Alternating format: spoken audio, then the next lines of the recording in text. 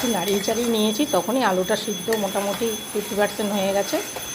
এইবার পোস্ত দিয়ে নাড়িয়ে চাড়িয়ে সামান্য একটুখানি আমি জল দেব।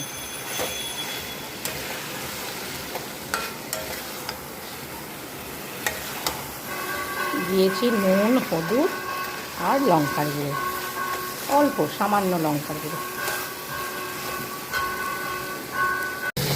ডালের জন্য একটু মশলা করে নিচ্ছি।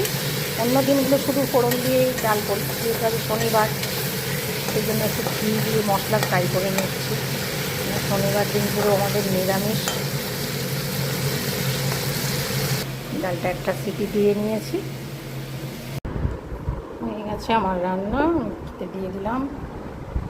এখানে করেছি উচ্ছে কুমড়ো সিদ্ধ, আর এখানে ঝিঙে আলু পোস্ত আর মুগের ডাল।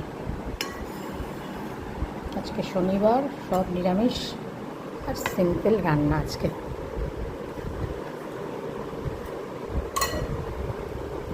দুপুরের এটাই লাঞ্চ।